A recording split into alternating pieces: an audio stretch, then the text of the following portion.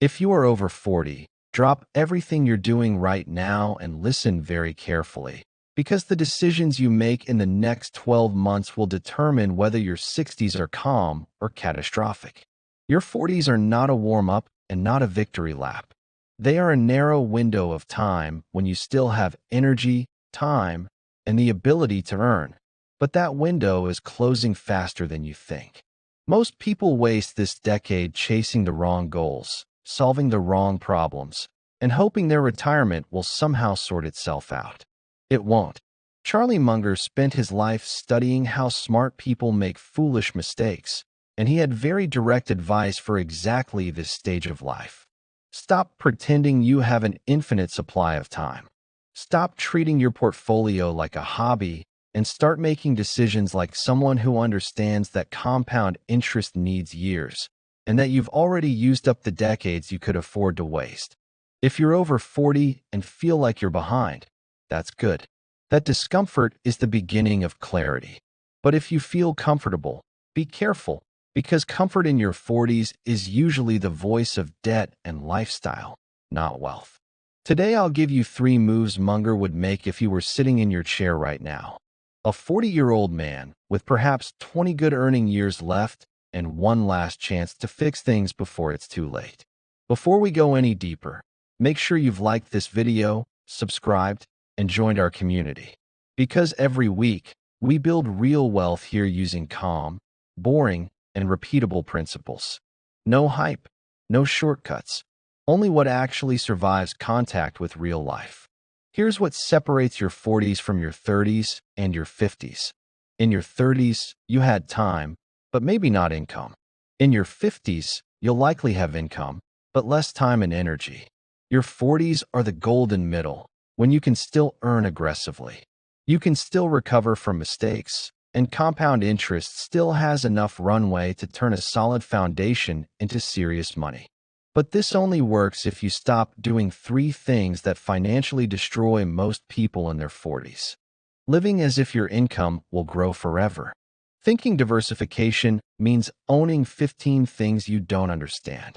Waiting for certainty before taking action. Munger hated all 3. He would tell you to live below your peak, own only what you can explain, and treat uncertainty as the price of admission, not as a reason to delay. This isn't a motivational speech. It's survival math for people who waited too long to get serious. Move number 1. Cut your life in half and double the surplus. That phrase should make you uncomfortable. Good. Comfort is expensive, and your 40s can't afford it. Here's what I mean.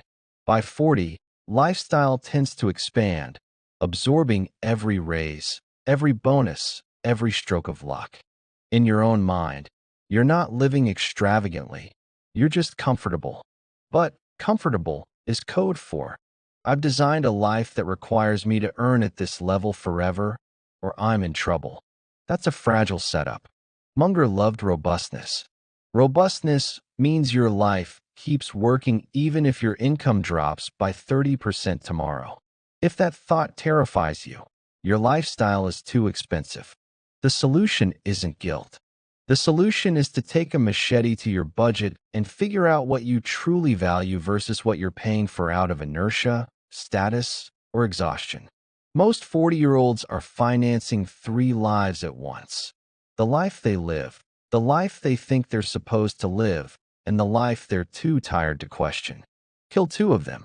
Keep the one that lets you sleep at night and save money. Here's a brutally simple test. Take your after-tax income and subtract the true cost of living, the amount you could live on for 18 months without drama if you had to. The gap between those 2 numbers is your surplus. If that surplus is less than 20% of your income, you don't have an income problem. You have a lifestyle problem. Munger would say you're paying a tax to yourself every month and calling it a life. The goal in your 40s isn't to maximize income, though more is good. The goal is to maximize surplus, because only surplus becomes wealth. Income that turns into payments, subscriptions, and conveniences doesn't compound. It evaporates. This is where most people over 40 bleed out financially without even noticing. They earn six figures, save four figures, and then wonder why the balance never moves. The account isn't moving because there is no surplus. Fix the surplus, and everything else gets easier. In practice, that means three decisions you make once and follow forever. First, cap housing costs at 25% of gross income. If you're above that threshold, either increase your income or downsize your home. Yes, even if you love the neighborhood won't pay for your retirement. Second, eliminate any car payment over $500 a month. If cars are draining you, you bought status, not transportation. Sell it. Drive something boring for 3 years and let the savings buy you decades of future optionality. Third, subscriptions and convenience spending. If you're spending more than $300 a month combined on entertainment, delivery, and subscriptions, you're renting happiness instead of building it. Audit every recurring charge. If you don't remember signing up for it, kill it. If you wouldn't buy it again today, kill it. Even if it's only $10 a month, kill 5 of those subscriptions, and you've just found $600 a year to invest. Do that for 10 years, and you've bought yourself a year of freedom at age 55. Now let me tell you what this is not. This is not cosplay poverty. It's not pretending you're broke when you're not. It's choosing to live like someone who values future freedom more than present appearances. Munger lived in the same house for decades. Buffett drives old cars not because they're cheap, but because he doesn't confuse spending with winning. You cut your life in half not to suffer. You cut the fat so the muscle can grow. And in your 40s, that muscle is your savings rate, your surplus investing, and your ability to survive a bad year without liquidating your future at a discount. Move number 2. Focus on quality, not the theater of diversification. By 40, you've probably heard the word diversification 1,000 times. You've been told to spread risk, own a little of everything, and never put too many eggs in one basket. That advice isn't wrong for people who don't know what they're doing. But if you've spent any time learning how businesses actually work, Munger would tell you that excessive diversification is insurance against ignorance, and ignorance can be fixed. At 40, you don't have time to own 50 things you don't understand. You have time to own 5 to 8 things you understand deeply, and then sit on your hands while they compound. Munger called this the focus approach, and it's exactly how he and Buffett built serious wealth. They didn't buy the index and hope for the best. They bought great businesses at fair prices and held them through every headline, every crash, and every moment of doubt. This isn't gambling. It's patience backed by understanding. Here's the shift you need to make if you're over 40. Stop thinking like a collector and start thinking like an owner. Owners ask different questions. They don't ask what's trending. They ask, would I be happy owning this business for 10 years if the market closed tomorrow? They don't ask what everyone is buying. They ask whether the company has pricing power, low capital requirements, honest management, and a product people will still want in 10 years. If the answer to those questions is no, you don't own it, no matter how cheap it looks or how loudly the internet is shouting about it. And if the answer is yes, you buy it at a fair price and then do the hardest thing in investing: nothing. You let it grow while you live your life. You don't check it every day. You don't trade it because you're bored. You don't sell it because your brother-in-law told you about something more exciting. You hold it because you understand the business, and because time is the ingredient that turns good companies into great returns. Let me clarify what quality means in this context. Quality is not a cheap stock. Quality is a business with a long-term competitive advantage, what Munger called a moat. A moat can be a trusted brand, a network effect that strengthens as it grows, a cost structure no competitor can match, or a regulatory advantage that protects the business from new entrants. If you can't explain the essence of that mode in 2 sentences, you don't understand the business well enough to own it. This is a filter. And here's the thing. Once you apply it honestly, your list of viable businesses shrinks quickly. That's good. A short list of great businesses you truly understand beats a long list of mediocre things you bought because they were trendy. Munger was ruthless with his too hard pile. Most ideas went into that pile. He wasn't embarrassed by it. He was proud of it because avoiding bad ideas is more valuable than finding good ones. Does this mean you completely ignore diversification? No. It means you diversify across a small number of high-quality positions, not across 50 tickers you can't even name. 5 to 8 carefully chosen businesses, held for years, will very likely outperform 30 things you don't understand, especially after taxes and fees. And in your 40s, taxes and fees are not small details. They're the difference between retiring at 60 and working until 70. Every trade is a taxable event. Every mutual fund charging a 2% fee is a silent partner taking 20% of your profits over a decade. Munger hated paying for activity. He loved paying for patience. Be the same. So here's your action step. Open your current portfolio. Write down every position. Next to each one, write a single sentence explaining why you own it and exactly how the business makes money. If you can't do that in one clear sentence, you're guessing, not investing. Sell it, or spend a weekend learning it well enough to write that sentence. Then, for everything that remains, ask yourself, would I buy this today at this price if I didn't already own it? If the answer is no, sell it. If the answer is yes, hold it, and set a calendar reminder to review it in 6 months. Not 6 days, 6 months. That's the rhythm of an owner, not a trader. Traders pay fees and taxes. Owners collect compound interest. One more thing.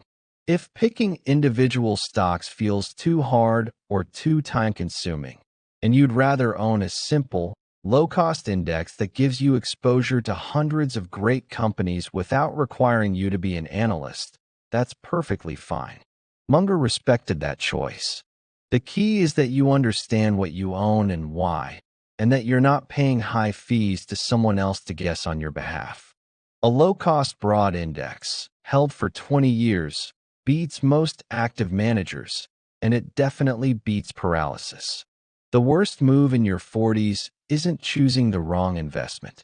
The worst move is choosing nothing because you're waiting for certainty. Certainty doesn't exist. Reasonable confidence and a long time horizon are enough. Move number 3. Prepare for the hits you don't see coming. Your 40s are when life starts throwing expensive surprises at you. Aging parents who need help. Kids who need braces, tutors, or college. Layoffs that last longer than 3 months. Health issues that weren't on the calendar. Roofs that leak. Transmissions that fail. Friendships that end over money. If you don't plan for this, you're not planning, you're hoping. And hope is not a strategy for people over 40.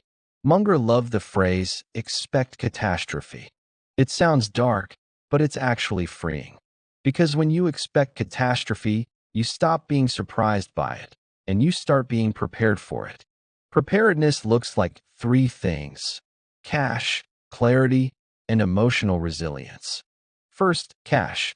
You need 6 months of essential expenses sitting in a boring savings account earning boring interest. Uninvested, not accessible through a credit line. Cash. Real, liquid dollars you can get your hands on within 72 hours if the world turns upside down. Why 6 months? Because layoffs don't resolve themselves in 4 weeks. Because helping aging parents doesn't get cheaper. And because transmissions and roofs don't negotiate. If you don't have a 6-month buffer, build it now. Even if that means pausing investing for 2 quarters. I know this sounds like heresy in a culture that screams, invest every dollar immediately. But Munger would tell you that survival matters more than optimization. You can't compound wealth if you're forced to sell your investments at the worst possible moment because you had no buffer. Cash is not a drag on returns. Cash is the reason you'll be able to keep your returns instead of liquidating them at the bottom. Second, clarity. In your 40s, you need a simple written plan for what happens when something breaks. If you lose your job, what's step 1, step 2, step 3? If a parent needs financial help, what can you afford? And where is the line you won't cross? If your child needs something expensive, how will you decide whether it's a necessity or a want? These aren't fun conversations. But if you don't have them before an emergency, the emergency will make the decision for you, and it will be expensive. Munger was a big believer in pre-commitment. Decide in advance how you'll act. Then, when the moment comes, you execute instead of deciding under stress. Write your rules down. I will not take on new debt except for X. I will not drain my retirement accounts except in case Y. I will not co-sign a loan, even for family. Whatever your rules are, write them down and review them once a year. That piece of paper is your emotional firewall. Third, emotional resilience. This is the part no one talks about. Your 40s are emotionally heavy. You're old enough to see the gap between where you thought you'd be and where you actually are. You watch some friends get rich while others fall apart. You realize your parents aren't immortal, and your children won't be children forever. You're tired in a way you weren't in your 30s, and the idea of starting over feels exhausting. All of that is real. Munger wouldn't tell you to ignore it. He'd tell you to acknowledge it, and then act anyway. Emotional resilience isn't pretending you're fine. It's deciding that your feelings don't get to dictate your financial decisions. If you're anxious, you still follow the plan. If you're excited, you still follow the plan. That's not coldness, it's maturity. And maturity is the advantage you have in your 40s that younger people don't. Here's the hard truth. If you're 40 and you haven't started preparing for these hits, you're about to learn some very expensive lessons. People who coast through their 40s are either very lucky or already very wealthy. The rest of us have to be very deliberate. Prudence looks like this. You keep housing and car costs low enough that losing your job isn't a crisis. You keep your career skills sharp enough to find something new within 90 days. You maintain relationships strong enough to ask for help without shame if needed. You keep your health in a condition that doesn't become a ticking medical bill time bomb. You manage your finances simply enough to explain them on one page. And you keep your ego small enough to admit a mistake and correct course quickly. Now let's talk about what not to do in your 40s, because that's just as important. Don't try to time the market. You don't have the skills or temperament, and even if you did, the effort isn't worth the payoff. Don't take on new debt to fund your lifestyle. If you can't pay cash, you can't afford it. Don't co-sign anything for anyone, even family. Love them. Help them in other ways, but don't tie your credit to their choices. Don't ignore your health chasing extra income. An ER visit costs more than the time you saved. Don't outsource your financial decisions to someone who earns a commission on your choices. Get advice, of course, but make the final decision yourself. And don't wait for permission, certainty, or the perfect moment. The perfect moment was 10 years ago. The second best moment is right now. One more thing. Don't treat your home like an ATM. I know the equity is there.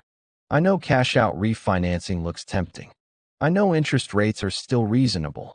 Don't do it. Your home equity is not your emergency fund or your investment capital. It's your housing stability. The moment you start pulling money out to fund other things, you're adding leverage to your life. And leverage in your 40s is a bad deal. Leave the house alone. Pay it off if you can. If you can't, just keep making the payments and don't touch it. Before I give you the exact 90-day action plan, let me pause and make sure you're still with me. If this plan hits you where it should, and you want weekly no-nonsense breakdowns to keep you on track, pause for 2 seconds, hit like, subscribe, and join the team. Then leave a comment with the words, Plan at 40, plus one thing you're cutting this month, because writing it down makes it real. I read every comment, respond, and will highlight the best ones in future videos. Now let's get to work. Here's your 90-day sprint. Week 1, calculate your true surplus. Income minus essential expenses. If it's less than 20%, you have homework. Write down the 3 biggest leaks and cut one immediately. Week 2, audit your portfolio. Write a 1-sentence explanation for each position. If you can't research it, sell it. Week 3, check your cash buffer. If it's less than 3 months, pause new investments and build it to 6 months. Week 4, write your emergency rules on 1 page. What happens if you lose your job? If a parent needs help? If your car dies? Keep this page somewhere visible. Month 2, negotiate 1 fixed expense. Call your insurance, internet provider, or phone company. Get the best rate or switch. Take the savings and add it to your automatic investments. Increase your automatic contribution by 5% if you can, even if it feels tight. Week 6, have a difficult conversation with your spouse or partner, if you have one. Show them the numbers. Agree on the minimum, the surplus, the rules. If you're alone, have this conversation with yourself in writing. Week 7, update your list of beneficiaries, your will, and your insurance. If you don't have term life insurance and people depend on your income, set it up this week. Week 8, cut 1 major discretionary expense for the quarter: subscription, membership, or habit. Redirect that money to your buffer or investments. Month 3, review your career. Are your skills still in demand? If you lost your job tomorrow, could you find something comparable within 90 days? If the answer is no, spend 10 hours this month fixing it. Take a course. Update your LinkedIn. Have coffee with someone in your industry. Week 10, run a catastrophe drill. Imagine you were just fired. Go through your budget. What cuts would you make on day 1? Write them down so you don't have to think in the moment. Week 11, check your plan's execution. Has your surplus grown? Has your buffer grown? Have you followed your rules? If yes, quietly celebrate. If not, diagnose why and adjust your environment, not the goal.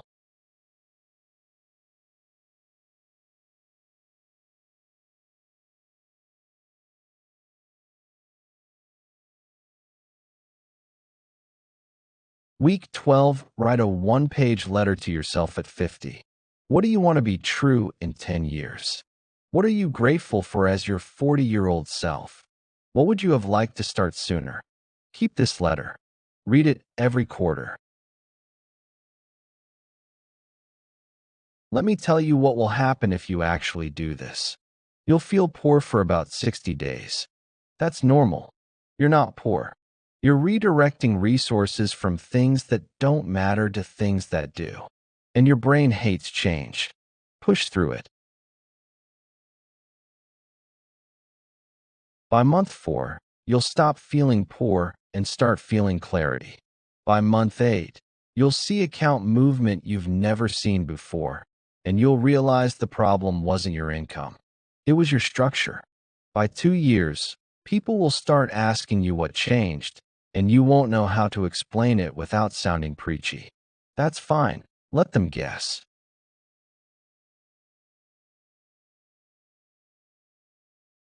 By 5 years, you'll hit a number that makes you pause and think, I'm really going to be okay. That moment is worth the boring years it took to get there. Here's what Munger would say if you were sitting across from you at 40. He'd say, you're not late. You're right on time, but only if you stop pretending you have more time than you actually do. He'd say the next 10 years matter more than the last 20, because the next 10 are still under your control. He'd say the goal isn't to get rich quickly.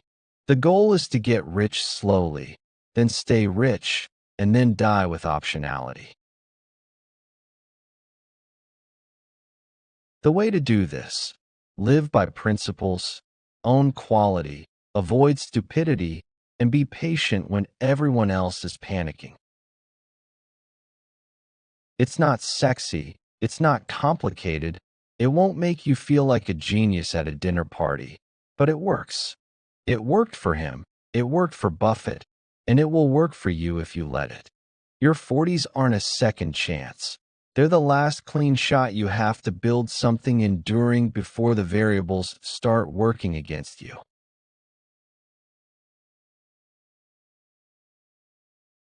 Time, energy, health, compound interest, they're still on your side. But the clock is ticking loudly. If you hear it, good. Use that noise as fuel. Cut the fat. Focus your portfolio. Prepare for catastrophes. And then sit quietly while the plan works. Don't let boredom, envy, or impatience push you toward complexity. Simplicity wins. Boredom wins.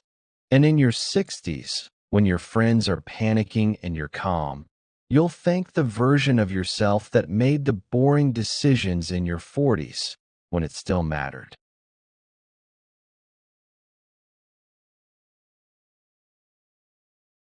Now open your banking app and do one thing before you close this video. Increase your automatic investments by 5%, or set up the first transfer to your 6-month buffer, or write down your 3 biggest leaks and cut one of them tonight. Don't wait for Monday. Don't wait for your next paycheck. Do it now while your attention is sharp. The next video can wait. Your future cannot.